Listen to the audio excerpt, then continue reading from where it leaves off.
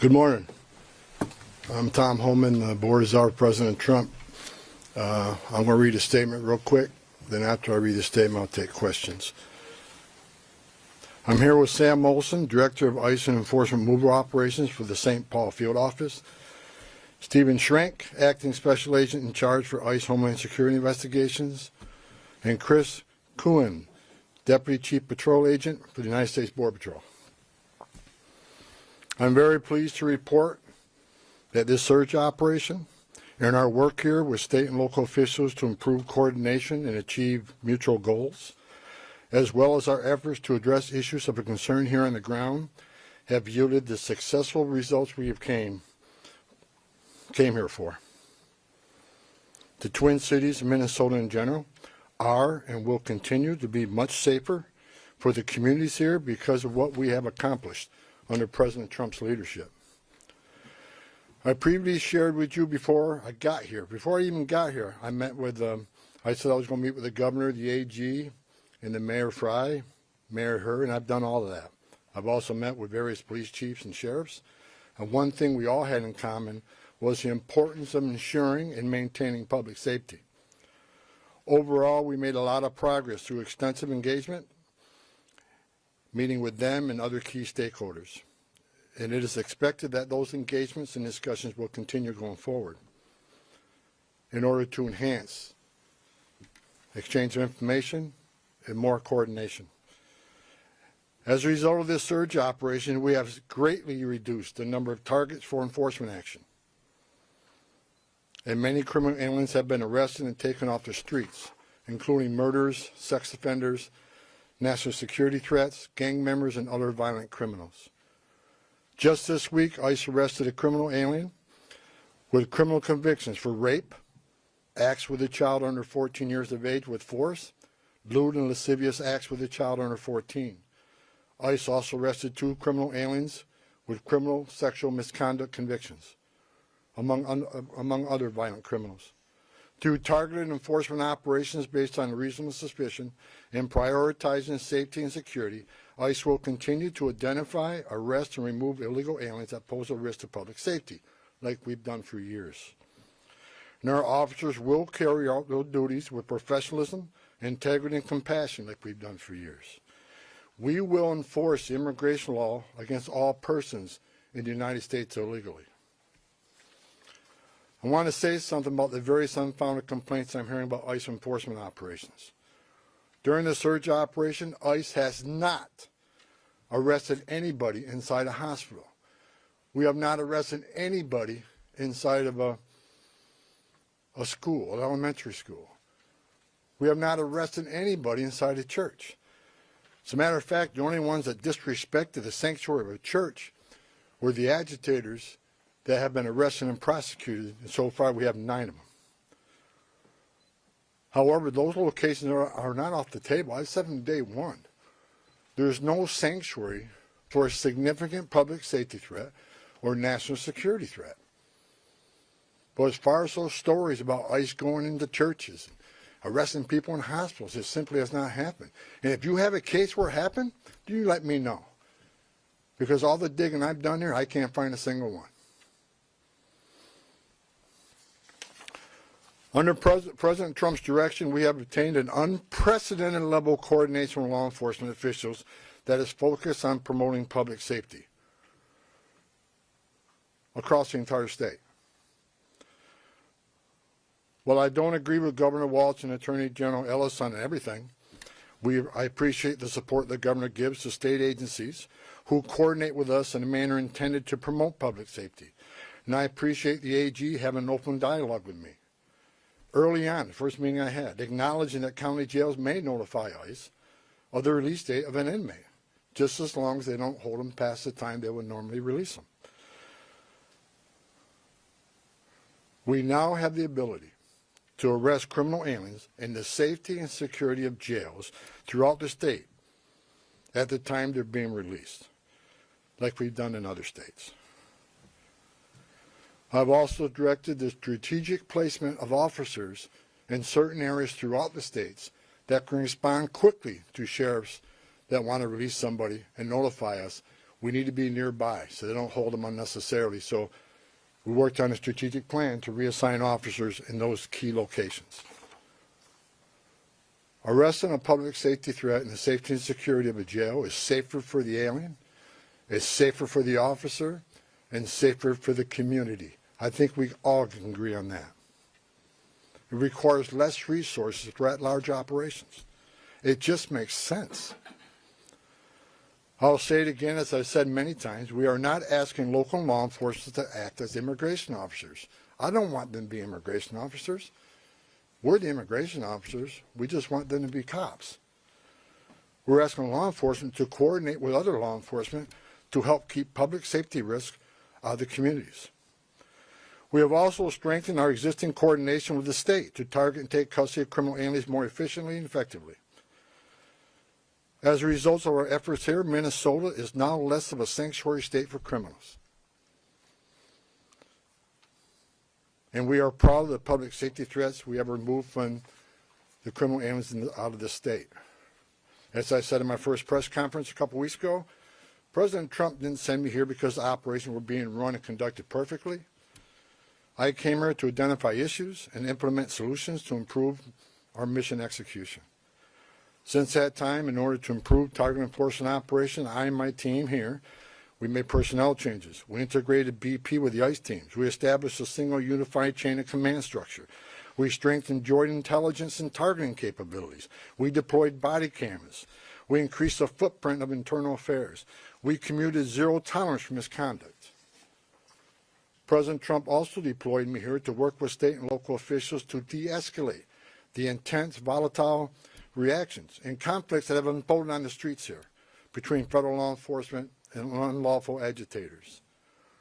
While working to course correct and improve how enforcement operations are being run and executed here, and even before I was sent up here, I've been saying over and over that forcibly assaulting, resisting, opposing, impeding, intimidating, or interfering with a federal law enforcement officer is a crime in violation of USC 111.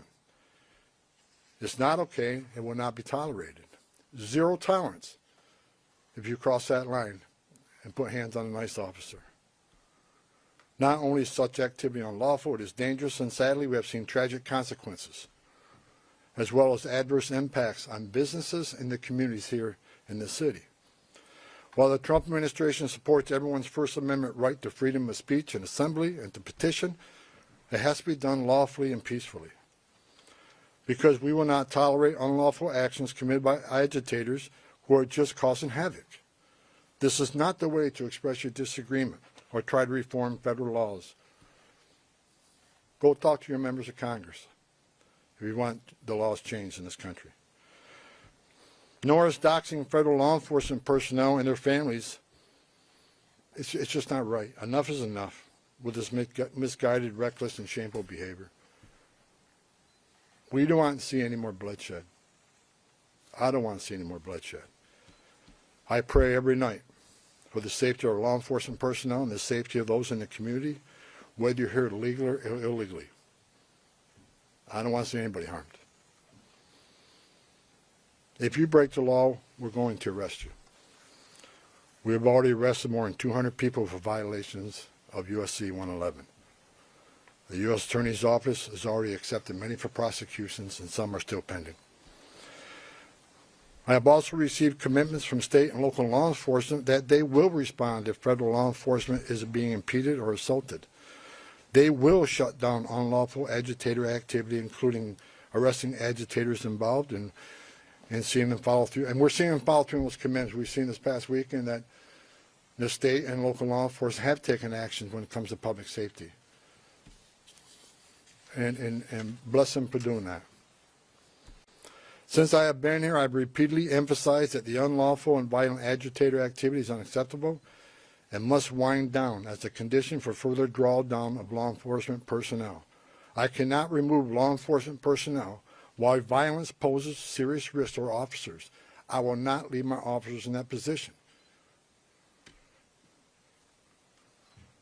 It is worth knowing that in all my meetings and discussions since I got here, I've not heard one federal, state, local law enforcement, or judicial official nor any member of the business or faith communities that I met with say that ICE is an illegitimate agency that doesn't have a real mission.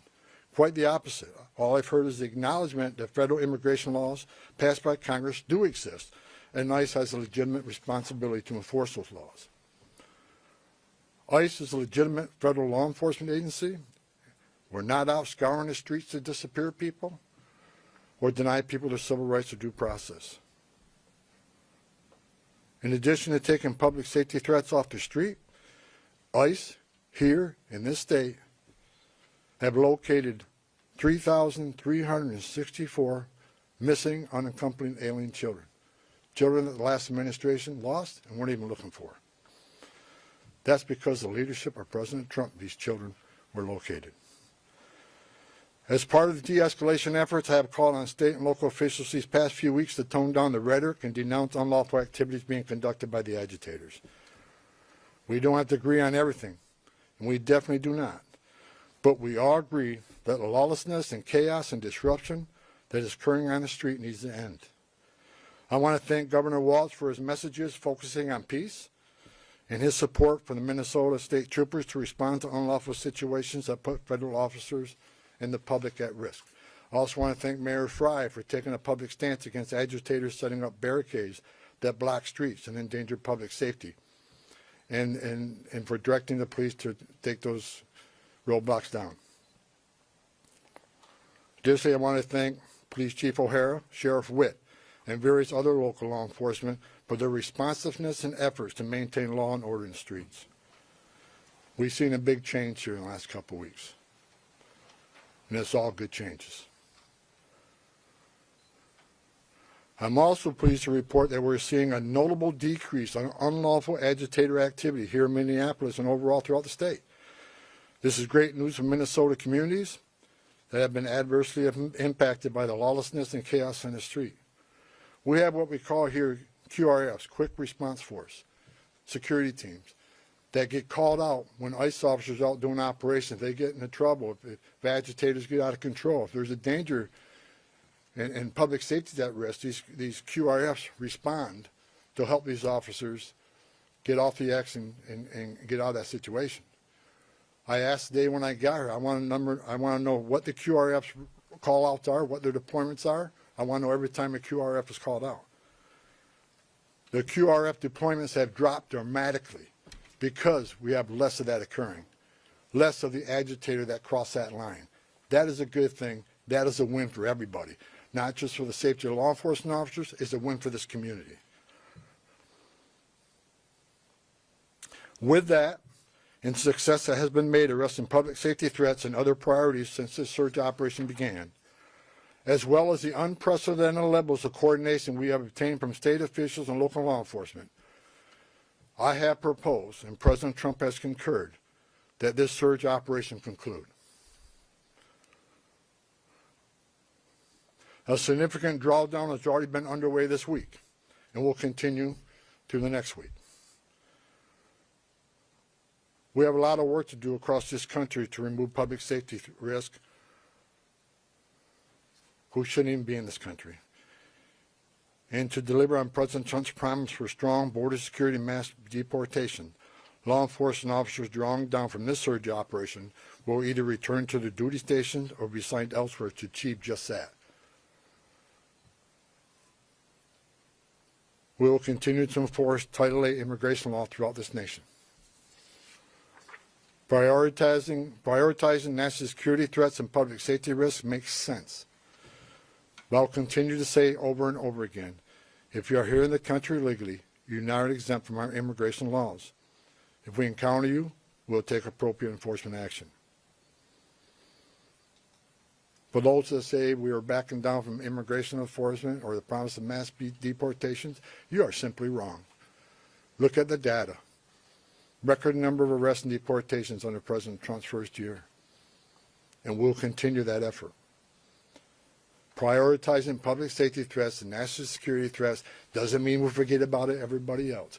We will take action on everybody else. That's just a stone cold fact. A small footprint of personnel will remain for a period of time to close out and transition full command and control back to the field office. as well as to ensure agitator activity continues to decline, and that state and local law enforcement continue to respond to ensure officer and community safety. Additionally, federal government personnel assigned to conduct criminal investigation into the agitators, as well as the personnel assigned here for the fraud investigations, will remain in place until their work is done. I will also remain on the ground for a little longer to oversee the drawdown of this operation and ensure its success. In closing, I want to thank the leadership and senior management that I've worked with for your efforts into these issues, determine deficiencies and challenges, present solutions, and implement improvements that will benefit how operations are run and executed nationwide. God bless the men and women of ICE, men and women of the Border Patrol. Appreciate everything you've done for us. Also, with sincere gratitude, President Trump and I want to thank the men and women of ICE and CBP and partner agencies who have been assigned here during Operation Metro Surge. You achieved a great success for the Minnesota communities. Thank you to your families as well, because I know they sacrifice also. Thank you, President Trump, for your vision, as well as your support and confidence in these brave, dedicated patriots that work hard to deliver on your strong commitment to law and order, public safety, prosperity for American communities. Today, we have the most secure border in American history. We are seeing record numbers of people being arrested and deported. Your promise to make America safe again is being played out every day on the streets of this country. I've said it many times. I worked for 6 different presidents, 10 different administrations. No one has done it better than President Trump. God bless this great country. I'll take questions now. So a couple questions, no follow-ups. I'll start off with Frankie. Yeah. Mr. Homan, as immigration enforcement continues across the country here in Minnesota as well, how do you hope to gain the trust of individuals here that have kind of been wary of seeing federal officers on the street, but let's say 6 months from now, we still have the office here, we still are enforcing immigration across the country. What do you hope things to look like, and what are you asking for the public? Look, I just want people to look at the data on what this administration has done. You know, the number of public safety threats we removed from the streets across this country that makes these communities safer. ICE has had an office here for decades. Before it was called INS, Immigration Naturalization Service. This footprint will remain here, and they'll continue to do immigration enforcement here. But as President Trump has said from day one, we're going to prioritize the public safety threats. Again, but prioritization doesn't mean forget about everybody else. That means you have a criminal alien here and non-criminal here. The criminal always comes first because he's the biggest threat to the communities. We're going to continue to force immigration law. But we won't get back to the footprint here, the normal footprint here. But there will be some security teams staying here, the QRFs, until we're assured that those agitators incidents either stay low or further decline. I'm not going to remove everybody out of the safety of our officers, but like I said, and Operation Metro Surge is ending. And in the next week, we're going to deploy the officers here in detail back to their home stations or other areas of the country that are needed.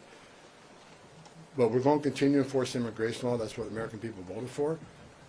But it has to be a priority of criminals. And look, I hear all the hate about, you know, you should arrest everybody. Well, we are. But we're prioritizing those who are the biggest threat to our community. The rapists, the murderers, the child molesters. That's the right thing to do. But I'll say it again. President Trump made a promise of mass deportation, and that's what this country's going to get. But it's smart law enforcement to do target enforcement operations. Now, I've heard people attacking me using the word targeting. I sat for the last 2 months when I watched this operation, daily press briefs, and talking about targeted Title VIII operations. Nothing's changed, other than we're going to make sure they're targeted and make sure we know who we're going for, what their immigration record, what's their criminal history. That comes first. But enforcement of Title VIII is not going to end. If you're in this country legally, you're not off the table. And I think we're proving it if you look at the data. Eric? Mr. Homan, just had a question about the final number of arrests you had, and how many of those people arrested were those targeted security threats you were after? I don't have that exact breakdown. I know we made over 4,000 arrests here. That is something the local field office can supply. I don't have the exact breakdown. But I can tell you, since I've been on the ground, they've been target enforcement arrests. I believe they were target enforcement arrests before I got here. What I did is create one chain of commands where everybody knows what everybody else is doing, and integrate operation command centers. There were some issues here, and we addressed those issues. But I'm not going to sit here and say anybody did anything wrong, and that they were unprofessional. I'm going to say there's some issues here. We fixed those issues. We've had great success with this operation, and we're leaving Minnesota safer. The surge is leaving Minnesota safer, Minneapolis safer, because of the cooperation we got with the counties and the state and local law enforcement responding to our needs. I'll say it again. It's less of a sanctuary state for criminals. Yeah, sorry to go a little off topic here, but can you confirm that CPD actually hit a party balloon instead of a drone with a laser during the incident in El Paso? And why wasn't that action coordinated with the FAA? I have no information on that. It's out of my league. So we're going to keep the questions to Minnesota topic. Go ahead. Mr. Homan, can you specify how many county sheriffs, local jails have agreed to work with you and honor ICE detainers? I have not met one county jail that says no to us. They want to work with us. Okay, we have time for one more. Go ahead. Yes, hi, Mr. Homan. You talked about this unprecedented level of cooperation between local officials and yourself. Can you explain more what is changed now in terms of that cooperation from before? Several things have changed. First of all, when the agents were out doing operations and the agitators got a hand and posed a public safety threat not just to the officers but the communities, law enforcement response has been sporadic at best. I think at what you see now, what you saw this past weekend, is law enforcement's responding to public safety needs quickly. And people were arrested for violating city ordinances as far as unlawful assembly and so forth. They come to assist us to make sure our officers, the person we have in custody, leave that scene safely. You've seen it this weekend, and I'm happy that the local and state was there also, that responded, and we haven't seen any incidents of them not responding since we have these agreements in place now. As far as the jails, we got more cooperation and more jails than they had before we got here. And that's a good thing. We're having conversations with the state.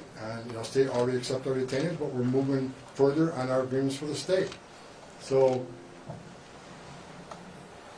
the cooperation we have here is going to keep this city safer. It's going to keep our agents safer.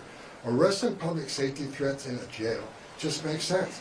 If you look at, I was talking to my chief of staff this morning on the way over here, I see that most people on the other side, when I say the other side, I see this argument, Democrats versus Republicans, whatever. But most of the people, even Democrats, are saying they want public safety threats to be the focus. They think public safety threats, illegal aliens should be addressed. But to say that and not let us into jail, you can't square that. I just noticed the governor of New York, my home state. I've heard her say that she believes public safety threat, illegal aliens should be the focus of ICE. But to have a press conference last week to lock us out of the jails and end 287G agreements, how do you square that? You can't. So again, prioritization of public safety threats don't mean forget about everybody else. We're going to force the immigration on. We're going to have a mass deportation. President Trump promised that, and we're committed to that. However, it shouldn't be